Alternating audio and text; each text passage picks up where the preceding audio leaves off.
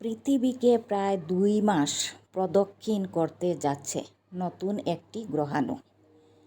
আকার আকৃতি ও পৃথিবীকে প্রদক্ষিণের ধারণা থেকে এটিকে বলা হচ্ছে মিনি চাঁদ। জ্যোতির্বিজ্ঞানীরা জানিয়েছেন, নতুন আবিষ্কৃত গ্রহাণুটি অস্থায়ীভাবে পৃথিবীর মাধ্যাকর্ষণ বলে ধরা পড়বে।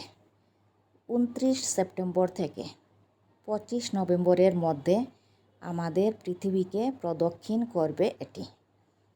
তারপর গ্রহাণুটি একটি সূর্যকেন্দ্রিক কক্ষপথে অর্থাৎ সূর্যের চারপাশের কক্ষপথে ফিরে যাবে।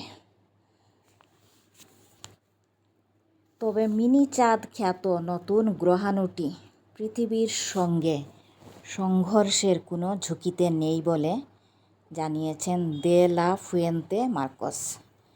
মহাকাশের পাথরটি প্রায় 2.6 মিলিয়ন মাইল দূরে প্রদক্ষিণ করবে, যা পৃথিবী এবং চাঁদের মধ্যবর্তী দূরত্বের প্রায় 10 গুণ। পৃথিবীতে আগেও অন্যান্য অস্থায়ী মিনি মুন ধারণ করেছে। 2020 সালের ফেব্রুয়ারিতে একটি গ্রহাণুকে পৃথিবীর চারপাশে ঘুরতে দেখা গিয়েছিল। এটি কয়েক মাস পরে চলে গিয়েছিল।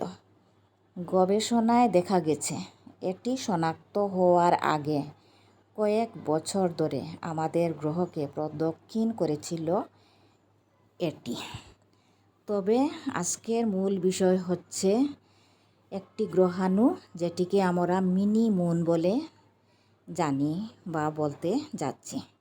29 সেপ্টেম্বর থেকে 25 নভেম্বরের মধ্যে আমাদের পৃথিবীকে প্রদক্ষিণ করবে এটি, অর্থাৎ এটি পৃথিবীর সঙ্গেই থাকবে এই 2 মাস।